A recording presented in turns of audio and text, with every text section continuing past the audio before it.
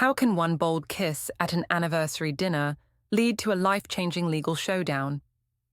What happens when a husband, publicly humiliated and seemingly powerless, calmly collects evidence and serves divorce papers in front of the world?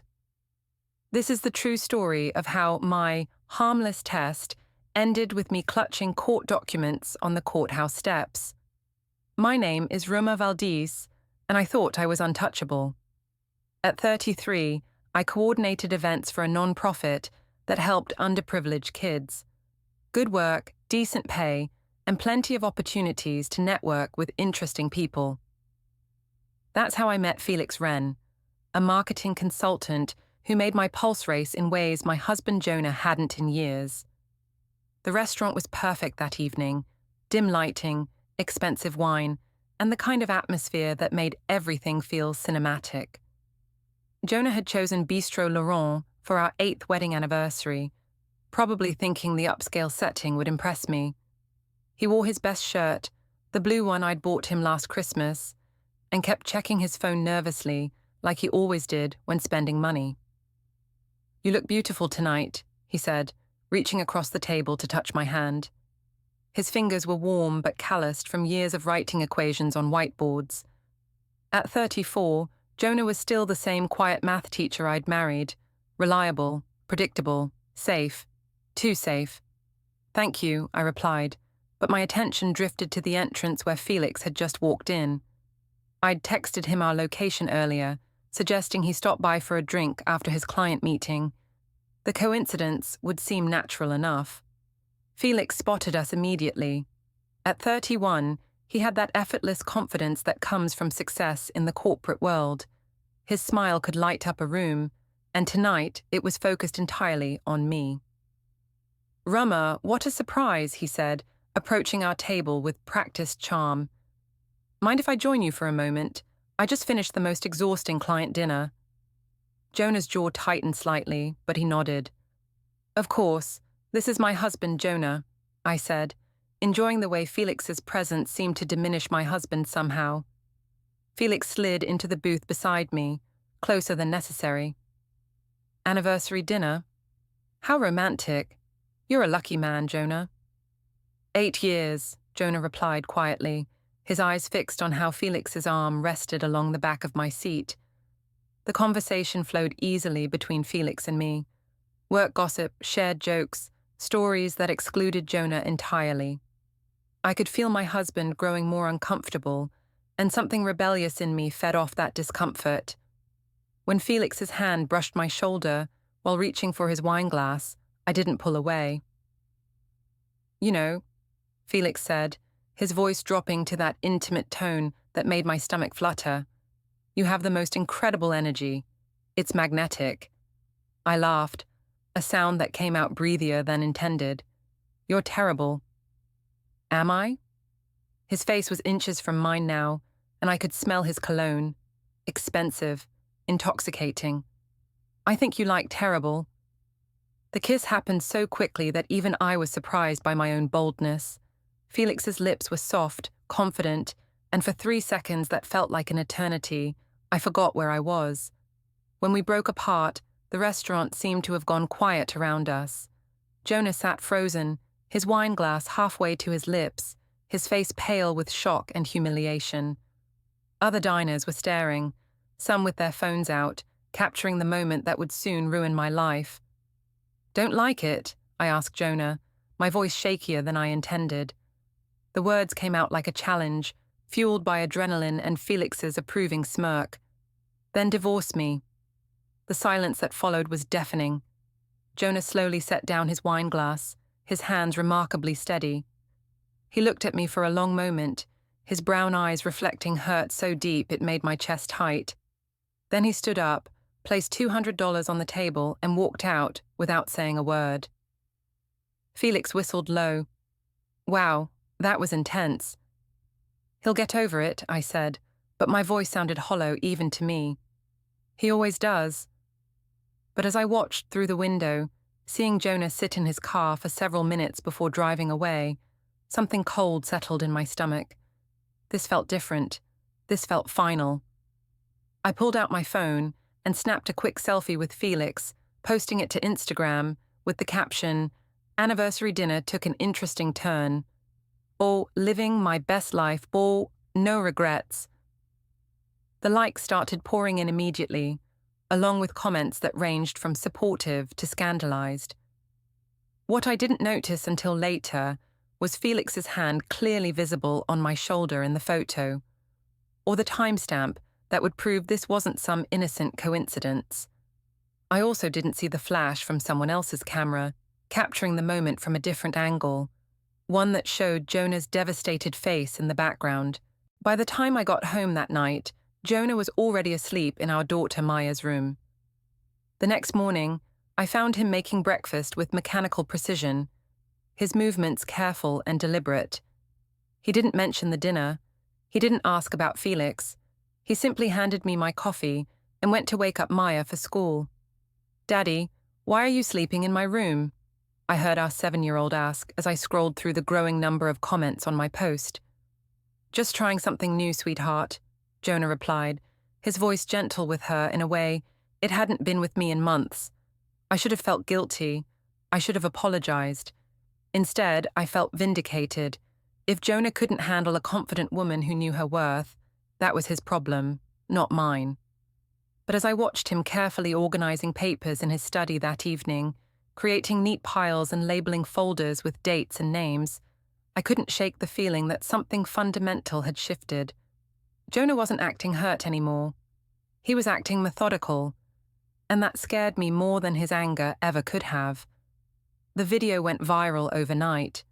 Not Hollywood viral, but non-profit world viral, which meant everyone who mattered in my professional life had seen it by Monday morning.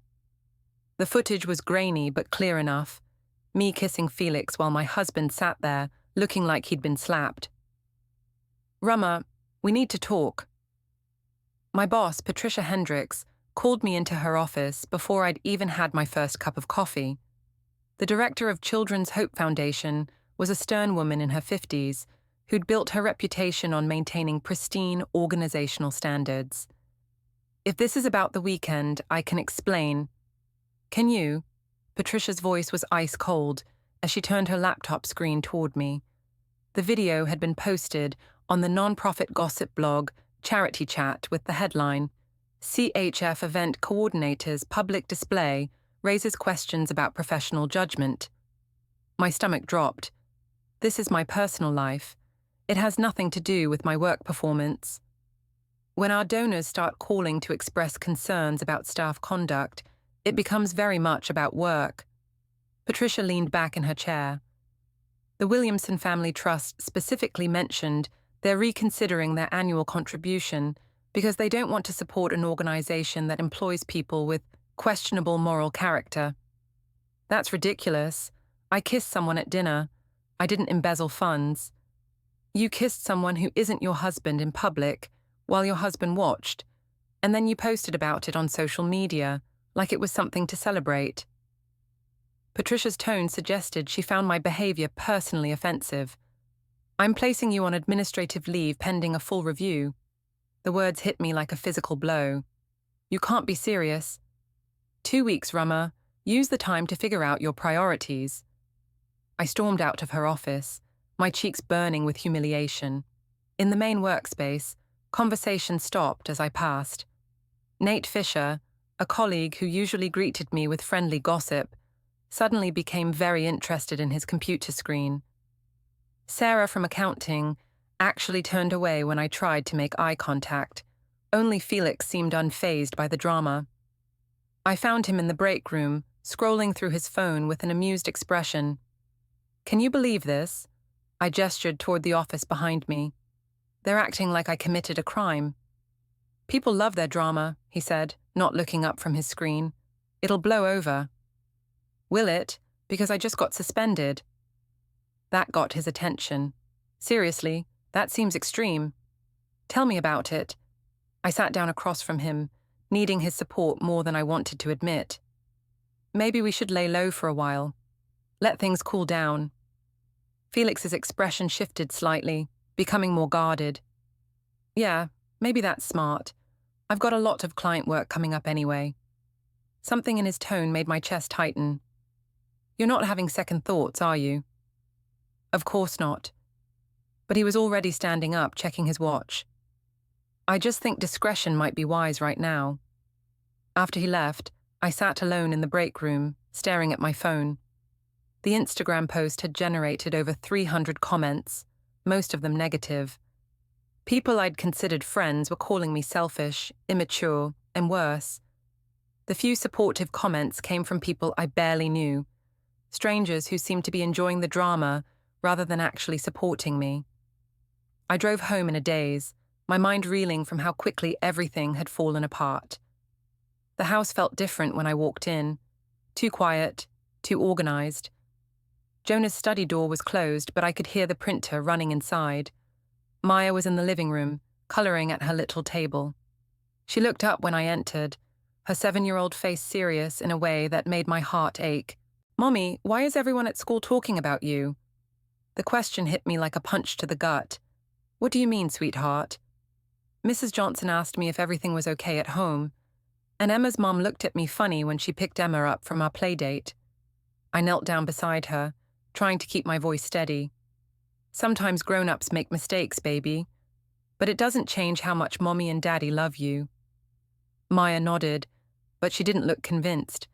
Her drawing showed 3 stick figures, a big one labeled Daddy in neat letters, a smaller one labeled Maya, and off to the side, separated by a thick black line, another figure labeled Mommy. The study door opened, and Jonah emerged with a manila folder in his hands. He looked at me with an expression I couldn't read. Not angry, not hurt, just calculating. "How was work?" he asked, his tone politely neutral. "I got suspended." The words came out harsher than I intended. "I see." He made a note on the outside of the folder. "For how long?" 2 weeks. Can you believe that? Over one stupid kiss." Jonah's pen paused for a moment. "One kiss? Is that what we're calling it?" "What else would we call it?" He didn't answer, just continued writing. I wanted to grab the folder, to see what he was documenting so carefully, but something in his demeanor warned me off. My phone buzzed with the text from my mother. "Rosa here. Saw the news online. Honey, what are you doing? Call me." Then another from Marina, my best friend. "Girl, forget the haters. You deserve to be happy. Don't let them shame you for living your truth." And finally, one from Lydia, Jonah's aunt. "That poor man, that poor child. I hope you're satisfied." I spent the evening fielding calls and texts, trying to control the narrative that seemed to be spinning further out of my control with each passing hour. Some people were supportive, telling me I had every right to seek happiness. Others were brutally critical, calling me selfish and destructive.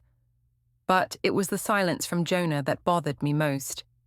He moved through the house like a ghost, efficient and quiet, taking care of Maya's bedtime routine and cleaning up the kitchen with mechanical precision. When I tried to talk to him, he responded with polite, clipped answers that revealed nothing about what he was thinking. That night, he slept in Maya's room again.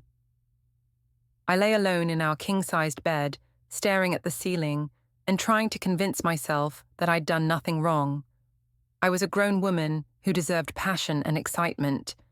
If Jonah couldn't provide that, why should I be expected to live a life of quiet desperation? But as I scrolled through the increasingly vicious comments on social media, deleting the worst ones and blocking the most persistent critics, I couldn't shake the feeling that I'd crossed a line I couldn't uncross. The next morning, I found Jonah in his study at 6 a.m., surrounded by neat stacks of papers, bank statements, phone records, credit card bills, all organized by date and category. He had a legal pad covered in his precise handwriting, documenting times and dates I couldn't make sense of from the doorway. "What are you doing?" I asked. He looked up at me with those calm brown eyes. "Getting organized. I've been putting it off too long." Organized for what? For whatever comes next. The way he said it made my blood run cold. This wasn't the emotional reaction I'd expected. This was something far more dangerous, a man who'd stopped feeling and started thinking. The 2 weeks of administrative leave stretched before me like a prison sentence. Without work to distract me, I found myself obsessing over social media, refreshing my feeds constantly to see what people were saying about me. The initial shock had worn off, but the gossip continued to spread through our social circles like wildfire. I met Felix for coffee on Wednesday, choosing a quiet cafe across town where we were less likely to be recognized. He looked uncomfortable from the moment he sat down, his usual confidence replaced by nervous energy. "This is getting out of hand," he said, stirring his latte with unnecessary vigor. "My boss pulled me aside yesterday. Apparently, some of our clients have heard about the video. So, we're both adults. We're not doing anything illegal. You're married, Rumma, with a kid. That makes it complicated." I felt a flash of anger at his tone. "I thought you understood that my marriage was over in everything but paperwork." I know. He reached across the table to squeeze my hand, but the gesture felt perfunctory. "I just think we need to be more careful. Maybe keep things quiet until your situation gets resolved." "My situation?" The phrase stung. "Is that what I am to you now?" "That's not what I meant." But he was already checking his phone, his attention divided. "Look, I care about you. You know that. I just don't want either of us to get burned by this." After he left, I sat alone with my cooling coffee, feeling more isolated than ever. Even my supposed ally was backing away now that the consequences were real. At home, the atmosphere grew more tense by the day. Jonah continued his methodical documentation project, turning his study into what looked like a war room. I caught glimpses of timelines, printed screenshots, and financial records whenever he left the door open. He'd installed a lock on his filing cabinet and started keeping his laptop with him at all times. "This is ridiculous," I told him one evening as he organized yet another stack of papers. "What exactly do you think you're proving with all this?" "I'm not trying to prove anything," he replied without looking up. "I'm just making sure I have accurate records." "Records of what?" "Of everything." His tone was matter-of-fact, which somehow made it more ominous. "Dates, times, expenses, communications. It's important to be thorough." Maya wandered into the study, clutching her favorite stuffed rabbit. "Daddy, will you read me a story?" Jonah's entire demeanor softened when he looked at our daughter. "Of course, sweetheart. Go pick out a book." As Maya ran off to her room, Jonah turned back to his papers, but not before I caught him making another note on his legal pad. I tried to read it upside down, but could only make out fragments. "M's your bedtime routine. R absent, and a timestamp." "Are you documenting our parenting now?" I asked, incredulous. "I'm documenting everything," he said simply. The realization hit me like a cold wave. He wasn't just organizing papers, he was building a case. That weekend, I decided to take back some control. If people were going to talk about me anyway, I might as well give them something worth discussing. I arranged to meet Felix at a popular rooftop bar downtown, somewhere we'd be seen by the right people. "Are you sure this is a good idea?" Felix asked when I suggested it over text. "I'm tired of hiding like I've done something wrong," I replied. "Besides, you said yourself that it'll blow over. Let's speed up the process." The bar was crowded with young professionals, the kind of scene where Felix and I fit perfectly. We looked good together, he in his expensive suit, me in a dress that hugged all the right curves. Several people recognized us from the video, and I made sure to be charming and confident, showing them that I wasn't ashamed of my choices. Felix seemed to relax as the evening wore on, his natural charisma returning as people responded positively to us as a couple. We danced, laughed, and posed for selfies that I immediately posted to Instagram with captions about living authentically and choosing happiness. But when I got home that night, flushed with wine and vindication, I found Jonah waiting in the kitchen with his laptop open. "Have a nice evening?" he asked, turning the screen toward me. My Instagram story was playing on repeat. Felix spinning me on the dance floor, his hands on my waist, both of us laughing like we didn't have a care in the world.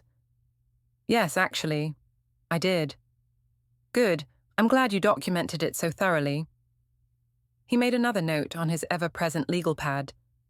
Very helpful. The way he said it made my stomach clench.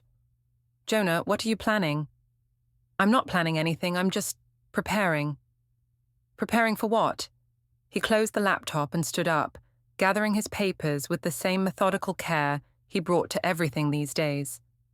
For whatever you decide to do next. As he headed toward Maya's room, he paused at the doorway. By the way, Maya's teacher called. She's been having trouble concentrating in class. Seems upset about something.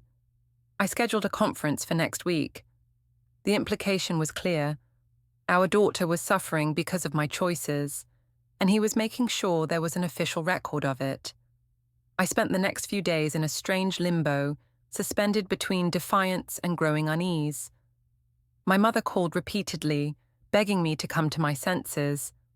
Marina continued to cheer me on, encouraging me to file for divorce myself and claim my power. Lydia sent Jonah care packages and pointedly ignored me when I answered the door. The divide in our social circle became more pronounced. Couples we'd known for years were choosing sides, and I was losing more often than not. Dinner invitations dried up. Playdates for Maya became awkward negotiations. Even at the grocery store, I felt people staring and whispering. But the most unsettling change was in Jonah himself. The hurt and anger I'd expected never materialized. Instead, he became increasingly calm and organized, treating our disintegrating marriage like a math problem to be solved with the right variables and sufficient data. He installed security cameras around the house, ostensibly for safety, but positioned to capture the front door, driveway, and living areas. He started keeping detailed calendars of Maya's activities, my comings and goings, and every interaction we had as a family. He even began recording our conversations on his phone, holding the device casually, but obviously whenever we spoke. This is harassment, I told him after discovering a voice recorder app running during what I thought was a private phone call with Marina. It's documentation, he corrected. And you're free to record me too. I have nothing to hide. The confidence in his voice was maddening. He was so certain he held the moral high ground, so sure that his methodical approach would vindicate him in whatever endgame he was planning. But I refused to be intimidated. If Jonah wanted a war of documentation, I'd give him one. I started keeping my own records, screenshotting his cold behavior, and documenting every instance of what I considered emotional manipulation. I consulted with a divorce attorney, exploring my options and learning about my rights. The lawyer, a sharp woman named Rebecca Torres, was encouraging.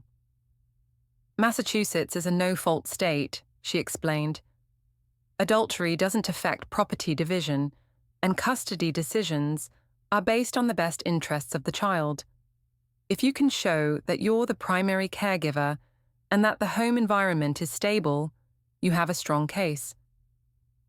Armed with this knowledge, I felt my confidence returning. Jonah could document all he wanted, but I was Maya's mother. I was the one who knew her favorite foods, her bedtime routine, her friends' names. No amount of paperwork could change that. But as I drove home from the lawyer's office, I couldn't shake the memory of Jonah's calm certainty. He wasn't acting like a man who was afraid of losing. He was acting like a man who'd already won. The family dinner was my mother's idea. Rumma Valdis, ever the peacemaker, insisted that what our family needed was honest communication and a home-cooked meal. She'd driven down from her retirement community in New Hampshire, armed with groceries and determination to fix what she saw as a temporary marital rough patch. Families work through problems together, she told me as she bustled around my kitchen, preparing her famous pot roast. Your father and I had our difficulties, but we never gave up on each other. I didn't have the heart to tell her that Dad had left for 6 months when I was 12. or that their marriage had been held together more by stubbornness than love. Instead, I helped her set the table and tried to prepare for what I knew would be an uncomfortable evening. Jonah arrived home from school at his usual time, greeting my mother with genuine warmth that he no longer showed me. Maya attached herself to his leg immediately, chattering about her day while he listened with the kind of focused attention that made me feel guilty for all the times I'd been distracted by my phone during her stories. "Uncle Jonah," Maya squealed, though he wasn't actually her uncle. She'd started calling him that recently, a development that seemed to please him and worry me in equal measure. "How's my favorite mathematician?" he asked, swinging her up into a hug. "Did you practice your addition like we talked about?" As Maya launched into an excited explanation of her homework, I noticed Jonah's phone propped against the centerpiece, its camera facing the table. Even family dinner was being documented now. "Is that really necessary?" I asked, nodding toward the device. "I like to keep records of family time," he said simply. "Maya might want to watch these someday." My mother looked between us with growing concern. "What's going on here? Why is everyone so tense?" "Ask your daughter," Jonah said, his tone perfectly neutral. "She's been making some interesting choices lately." "Interesting choices?" I felt my temper flare. Is that what we're calling living my authentic life now? Authentic? Jonah repeated the word like it tasted bitter. Is that what you call kissing other men in public while your husband and daughter wait at home? Maya wasn't even there. But she's here now, dealing with the consequences. Her teacher says she's been asking why other kids are talking about her mommy. She drew a picture yesterday of our family, and I'm not in it. The accusation hit me like a physical blow. That's not fair. You're the one who moved into her bedroom. You're the one who's been cold and distant. I've been protecting myself and our daughter from further humiliation. Protecting? I laughed, but it came out harsh and bitter. You've been building some kind of legal case against me. Don't think I don't know what all those papers and recordings are about. My mother's face went pale. Legal case? What are you two talking about? Ask him, I said, gesturing toward Jonah. He's been documenting everything I do, like I'm some kind of criminal. I've been documenting the breakdown of our marriage, Jonah corrected, the timeline of events that led to where we are now, starting with your relationship with Felix Wren and culminating in your public declaration that I should divorce you if I don't like your behavior. One kiss. It was one kiss. One kiss that you posted about on social media. One kiss that cost you your job and our daughter her peace of mind. One kiss that you followed up with multiple public dates with the same man while still wearing my ring. He was right, and that made it worse. I had continued seeing Felix, had continued posting about our outings, had continued to push boundaries just to prove I could, but hearing it laid out so clinically made it sound calculated and cruel, rather than spontaneous and liberating. I deserve to be happy, I said, but the words sounded weak even to me. And what about Maya's happiness? What about her right to not be embarrassed at school because her mother's personal life is gossip fodder? Maya, who had been quietly eating her dinner throughout this exchange, suddenly looked up with tears in her eyes. Are you getting divorced? The question hung in the air like a bomb waiting to explode. My mother reached for Maya's hand while Jonah and I stared at each other across the table. We're having some problems, sweetheart, I said finally, but we both love you very much. That's not an answer, Maya said with the brutal honesty of childhood. Emma's parents got divorced, and first they had lots of fights, and then her daddy moved away. Is Daddy going to move away? I'm not going anywhere, Jonah said firmly. No matter what happens between Mommy and me, I will always be your daddy, and I will always be here for you. The certainty in his voice made my chest tight. He wasn't just reassuring our daughter, he was making a promise that sounded like a threat. After dinner, my mother helped Maya with her bath, while Jonah and I cleaned up in tense silence. The recording had captured everything. Maya's tears, my defensive anger, his calm accusations. More evidence for whatever case he was building. This has to stop, my mother said when she returned to the kitchen. Both of you are so focused on being right that you're forgetting about that little girl upstairs." "I haven't forgotten about Maya," I protested. "Everything I'm doing is to build a better life for us." "A better life?" My mother's voice was sharper than I'd ever heard it. "You're destroying the life you have for some fantasy about what you think you deserve. So I'm supposed to stay in a loveless marriage forever? Just accept that this is as good as it gets? You're supposed to work on your marriage. You're supposed to talk to your husband instead of kissing other men. You're supposed to think about your daughter before you think about yourself."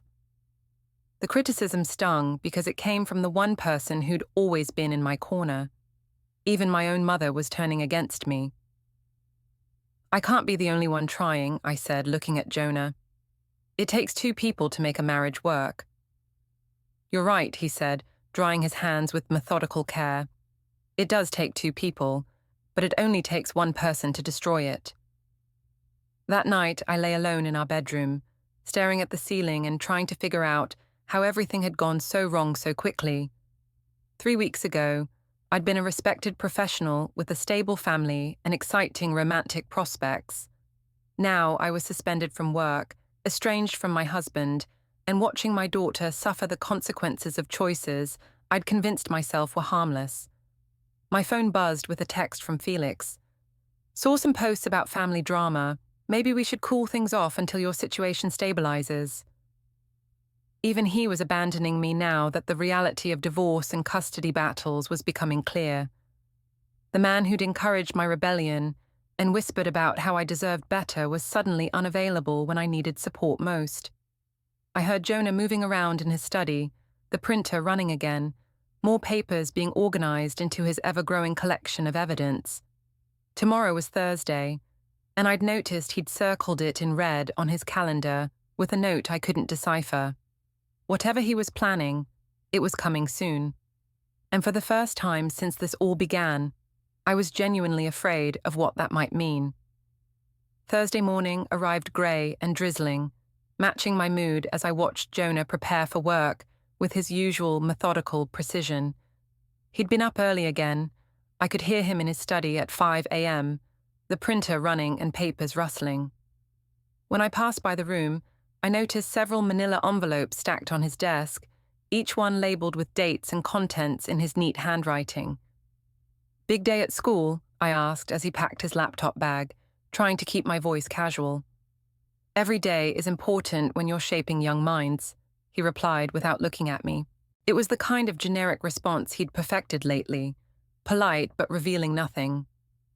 After he left, I found myself drawn to his study like a moth to flame. The door was locked, as it had been every day for the past 2 weeks, but I could see through the window that faced our backyard. His desk was unusually clear, except for a single sticky note that read 10:15 a.m. and what looked like a business card tucked underneath. My phone rang, startling me from my surveillance. It was Patricia from work. "Rumma, I need you to come in today for a meeting with HR, 2 o'clock. "Is this about my reinstatement?" "We'll discuss your status when you get here." The line went dead, leaving me with a sinking feeling that my 2 weeks of administrative leave were about to become something more permanent. I spent the morning in a state of anxious energy, cleaning the house and checking my phone obsessively for messages that didn't come. Felix had been radio silent since his text about cooling things off. Marina was in Europe for a work conference. Even my mother hadn't called since the disastrous family dinner 3 days ago. At noon, I decided to drive by the school where Jonah worked. I told myself I was just running errands in the area, but really, I wanted to see if his behavior seemed normal, or if he was acting as strangely there as he was at home. Lincoln Middle School was a typical suburban building, all brick and glass, with a parking lot full of sensible cars. I spotted Jonah's Honda Civic in its usual spot and was about to drive away when I saw him walking toward the main office with a manila envelope in his hand. He disappeared inside for about 20 minutes, then emerged empty-handed and checked something on his phone before getting into his car. Instead of heading back toward the classroom buildings, he drove out of the parking lot entirely. I followed at a distance, my heart pounding with a mixture of curiosity and dread. He drove downtown to the courthouse district, parking in front of a building I recognized as housing several law offices. The business card under his sticky note suddenly made sense. Jonah disappeared into the building for over an hour. When he emerged, he was carrying a thick folder and had the kind of expression I'd seen on his face after particularly challenging parent conferences, focused, determined, and slightly grim. I raced home, arriving before he did and positioning myself in the living room with a magazine, trying to look casual. When he walked in, he went straight to his study without acknowledging me, and I heard the unmistakable sound of files being organized and papers being shuffled. "How was your day?" I called out, my voice artificially bright. "Productive," he replied. "Very productive." The HR meeting that afternoon was exactly as bad as I'd expected. Patricia sat across from me with the head of human resources, a stern man named David Chen, who'd clearly already made up his mind about my fate. "After careful consideration and consultation with our board of directors, we've decided to terminate your employment effective immediately," David said, sliding a packet of papers across the table. "The negative publicity surrounding your personal conduct has created an untenable situation for the organization." "This is discrimination," I said, though I knew it wasn't really. "You're firing me for my personal life. We're terminating you for conduct that reflects poorly on the organization and interferes with our ability to maintain donor relationships and community trust," Patricia corrected. "Your behavior has directly impacted our funding and reputation." The severance package was minimal, 2 weeks' pay, and the option to apply for COBRA health insurance. 8 years of dedicated work reduced to a manila envelope and a security escort to clean out my desk. As I drove home with a cardboard box of personal items in my back seat, I felt the walls closing in around me. No job, no income, a husband who was clearly building a legal case against me, and a 7-year-old daughter who was suffering through all of it. I found Jonah in the kitchen when I got home, making Maya's after-school snack with the same careful attention he brought to everything else. Maya was at the table, working on homework that looked more advanced than what I remembered from 2nd grade. "Daddy's teaching me fractions," she announced when she saw me. "Look, I can make 1/2 and 1/4 and even 1/8. "That's wonderful, sweetheart." I forced a smile, but inside I was calculating how this would look to a custody evaluator.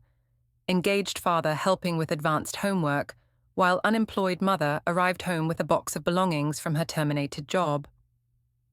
"How did your meeting go?" Jonah asked, though his tone suggested he already knew the answer. "They fired me." "I'm sorry to hear that." He didn't sound sorry. He sounded like he was checking off another item on a list. "I suppose you'll need to think about next steps." "Next steps?" "Career-wise, financial planning, that sort of thing." He was making notes again, always with the notes. Maya and I were just discussing her summer plans. Science camp, swimming lessons, maybe a trip to see Aunt Lydia. The casual way he said Maya and I made my blood run cold. Not we, not our family, but Maya and I, as if I were already excluded from those plans. That evening, after Maya was in bed, I confronted him directly. "What did you do today? I saw you at the courthouse." He looked up from his laptop with those calm brown eyes that had become so unreadable. "I had some business to take care of." "What kind of business?" "The kind that protects my daughter's interests." "She's my daughter too." "Is she?" The question was quiet but devastating. Because lately it seems like she's been more of an inconvenience than a priority. I wanted to argue, but the words stuck in my throat. When was the last time I'd helped with homework?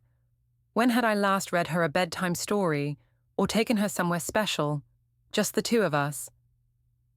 All my energy had been focused on Felix, on proving my independence, on fighting battles that seemed less important now that I was losing them. "I'm still her mother," I said finally. "Yes, you are. And I hope you remember that before it's too late."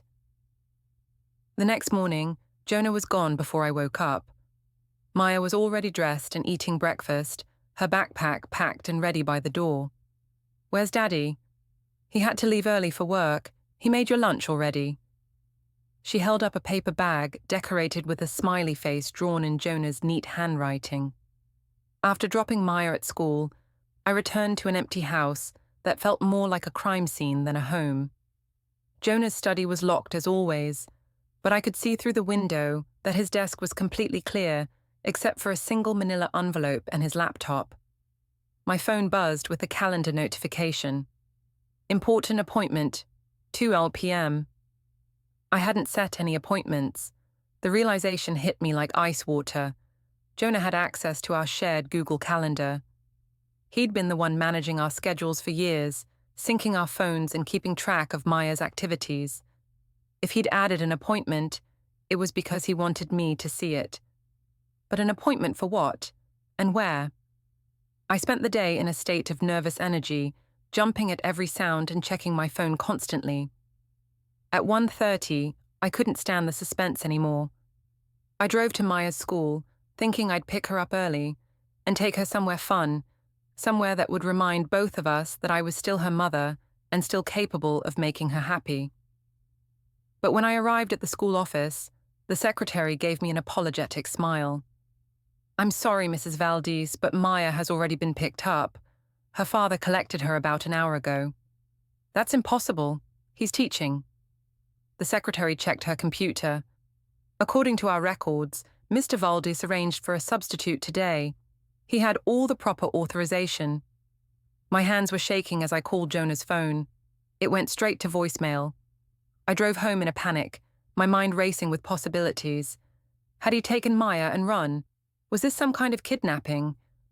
But when I pulled into our driveway, his car was there, and I could hear Maya's laughter coming from the backyard. I found them having a tea party on the patio, Maya in her favorite dress, and Jonah wearing one of her play tiaras with perfect seriousness. They looked so natural together, so happy, that for a moment I forgot to be angry. "Mommy," Maya jumped up to hug me. "Daddy picked me up early for a special day. We went to the zoo and got ice cream, and now we're having a princess tea party." "That sounds wonderful," I said, but my eyes were on Jonah. His face was unreadable, final, like a man who'd already decided. "We need to talk," I told him after Maya skipped inside. "Tomorrow," he replied. "Everything changes tomorrow." Friday morning brought bright sun and false hope. Jonah had left coffee and a note on law firm letterhead, taking Maya to school. "Back this evening. We need to finish our conversation." I texted Felix. "Storm passing. Lunch?" He replied, "Can't. We should talk about where this is going." At his office, Felix was distant. "This is complicated. Divorce, custody battles. I'm not ready for that drama. I need to step back until things settle." The fantasy collapsed. He'd wanted excitement, not consequences. Home felt staged for inspection. Jonah's study held a manila envelope, bank records, texts, photos, witness statements, a timeline of my affair. A divorce petition requested primary custody, citing my instability. A custody report detailed my job loss, public behavior, and interviews painting me as a mother who'd chosen herself over Maya. A temporary restraining order, limited contact to supervise visits. Jonah arrived with Maya, Aunt Lydia, and his lawyer. "You've reviewed the paperwork," he said calmly. "You can't take her from me." "I'm protecting her." He knelt to Maya. "No matter what, I'll always be here." They left me in the empty foyer, clutching evidence of my choices. Felix sped past the courthouse steps later, avoiding eye contact. Marina offered hollow comfort. Lawyers were blunt. Courts prioritized stability. Jonah had documented everything thoroughly. I'd challenged Jonah to divorce me if he couldn't accept my behavior. He'd taken me at my word, legally, methodically, for Maya's sake. Sitting alone, I finally saw the truth. I'd traded real love for a fantasy that vanished under pressure. I wasn't the heroine. I was the one who'd broken everything. And now I had no one left to blame but myself.